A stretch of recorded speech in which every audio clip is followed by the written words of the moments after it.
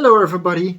Usually I am not very interested in news or politics, but with the current state of the world and Sweden suddenly trying to be a part of NATO and Turkey blocking Sweden for doing that, I got a little bit interested. So I did some investigations, I read up on it, watched a couple of videos, and I'm here to share that information with you today because maybe you think it's interesting too. Now, this is a very complex thing. There is a lot of information out there. There's a lot of history and a lot of reasons for why things are happening. It is much more than I will ever understand, but I will do my best to give the information that I found in an easy to understand way. There might be some information in here that's outdated by the time you watch this, or maybe information that's just wrong. I encourage you that if you want correct information, not to watch me, but to actually go and do your own research. Now, with that said, let's divide this video up in a couple of sections. First, we're going to start about Sweden and why it has been neutral in the past, and then we're talking about what NATO is. And then we're going to continue with the rest of the story about Sweden joining NATO. So Sweden has been neutral for a very long time. This was mostly because they didn't want to anger Russia by picking a side. If Sweden suddenly took the side of NATO, Russia would be angry and, conflicts might occur or financial problems would happen. Sweden has also enjoyed the protection of Finland. Finland has a very big border with Russia, and Finland is between Sweden and Russia. So Sweden has always had that protection of Finland being a buffer between Sweden and Russia. This all changed in May of 2022, where Sweden applied for being a member of NATO together with Finland. Sweden and Finland are very good friends. Sweden and Finland said that they would like to join NATO only if the other one also joins. So Finland only joins if Sweden gets to follow along, and Sweden only joins if Finland gets to follow along. More on this subject later. Now, of course, there are a lot more reasons why Sweden has been neutral throughout the years, and sometimes it's a little bit questionable if they actually have been neutral, but that's a very complicated thing and not part of this video. NATO. What is NATO? NATO is a defense alliance, basically. During the Cold War in 1949, 12 countries decided to band together and form a defensive line against Russia. NATO means that all the membering countries will together help with their militaries to defend against attack of any of their members. So if you attack one NATO member, it is counted as attacking all NATO members. Therefore, all NATO members must have a military and come to the aid of a NATO member when it's attacked. Now, throughout the years, after the Cold War, NATO's goal of defense against Russia has of course changed as defense against any aggressive country or act. Now, with the recent war in Ukraine, of course, NATO has again woken up and started pointing its defense at Russia again. Now, a few other things that NATO members must do before they become a part of NATO is that they must be democratic. They must have a military to be able to support NATO and all the other members. And you cannot be in conflict with another NATO country. Now, of course, NATO has grown since. Today there are around 30 countries part of NATO. We're hoping that Sweden and Finland are becoming part of NATO too. There is only one problem with that. Turkey is currently blocking Sweden from entrance to NATO. And why is that? Well, NATO has this agreement that it needs to be a unanimous decision before a country can enter into NATO. So everybody, all 30 countries, have to vote yes before Sweden and Finland can become a part of NATO. Now, 29 countries have voted yes for Sweden and Finland, except for Turkey. We'll come back to that in a little bit. First, let's talk about why Sweden wants to enter NATO. Of course, this has to do with the hostilities of Russia against Ukraine. Sweden has always been on its tiptoes around Russia. Way before the conflict in Ukraine started, I myself noticed that there is a lot of joking of people about, oh, Russia is coming to get us. So there's always been a little bit of a fear of Russia here in Sweden. Now, what are the positive reasons for Sweden joining NATO? Sweden is a very big country in the Baltic Sea. The Baltic Sea has a lot of bordering countries, including Sweden, Russia, and Finland. Now, Sweden has the biggest coastline of all those countries in the Baltic Sea, which means Sweden has a lot of power over the Baltic Sea.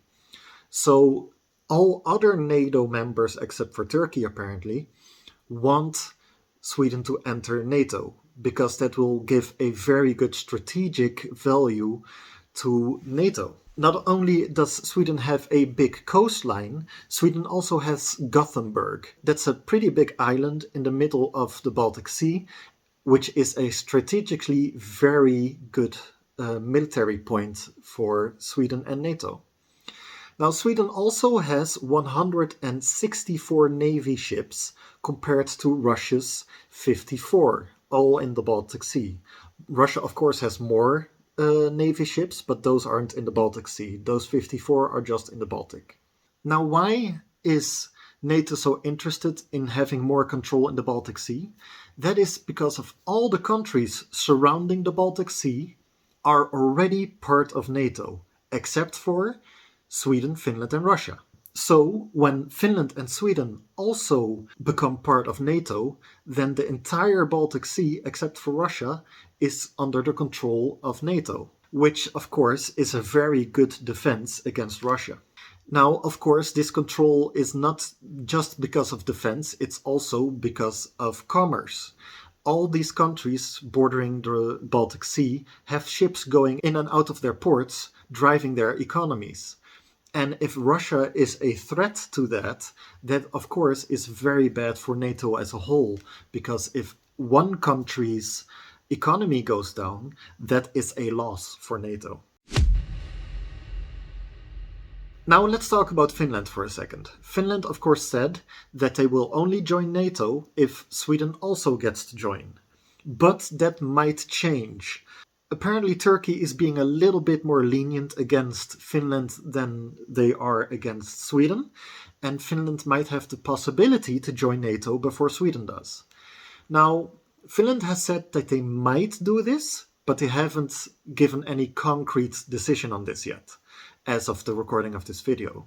Now, why will Finland maybe join first is because the way it's looking, and we'll talk about that later, is that Sweden might be able to join NATO later, even if Erdogan doesn't want it. Finland is also important to NATO because Finland has a border with Russia that's 1,800 kilometers long, and Finland has always had a strong military in preparation for anything Russian might do. So this strong military would be a very good thing for NATO to have. So Finland is a very good partner for NATO. Let's get to this whole Turkey part that I've been alluring to a couple of times. Turkey currently is mostly under the control of its president Erdogan, and Erdogan has a couple of reasons why he doesn't want Sweden and Finland to join. Now, this is a very complex subject. I watched a good couple of videos on this, and to tell you everything about this is going to take a very long time, and I've got the feeling this video is already going to be pretty long and not interesting to everybody. So, to condense it all down, Turkey Finland and Sweden have made an agreement with each other where Turkey says, if you fulfill these three things, then I will allow you to become a part of NATO. The problem is that those three things go against the freedom of speech that Sweden has. One of the three things that Turkey wants is extradition of some terrorist suspects in Turkey that currently live in Sweden. This is especially one person. This person was a journalist in Turkey, and he was critical of Erdogan. Now, in court, this person has already been proven to be innocent. And because he is innocent, Sweden doesn't want to extradite him to Turkey. And also, Sweden says just being critical of a president is freedom of speech. And that's something you're allowed to do according to Swedish law. But Erdogan doesn't like this person and wants to punish him, but Sweden doesn't agree with that. And also, the majority of the Swedish people say we prefer to not join NATO and wait longer until we can join NATO, instead of giving an innocent man to a country that wants to punish them for speaking freely. Another thing that Erdogan wants Sweden to change is their freedom of speech laws. In Sweden, people are protesting against Turkey because of Turkey blocking Swedish entry into NATO. Now, people have protested that here in Sweden, and Erdogan didn't like that. Although the Swedish government has said, this is what the people are doing, this is not our decision to protest. Erdogan is still angry and wants Sweden to do something about this. Now, Sweden is not about to arrest a couple of thousand protesters that are using their right to freedom of speech just because they want to enter NATO and because Erdogan is a little bit insulted. These are the things on paper that Erdogan has said why he's blocking the entry of Sweden into NATO.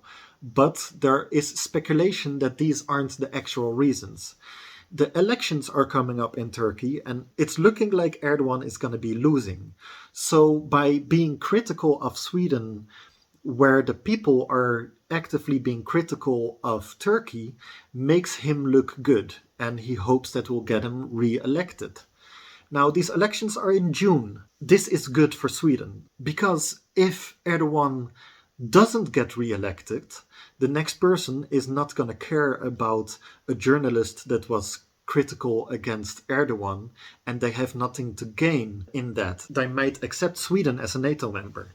But if Erdogan does get re-elected, it's also good for Sweden, because Erdogan at that point doesn't need to prove himself as much anymore and might be okay with letting that journalist stay in Sweden. It's looking good for Sweden, where after June, Turkey might not have as much reasons anymore for blocking Sweden, but we'll all have to wait and see. Now, what has Sweden done to become part of NATO?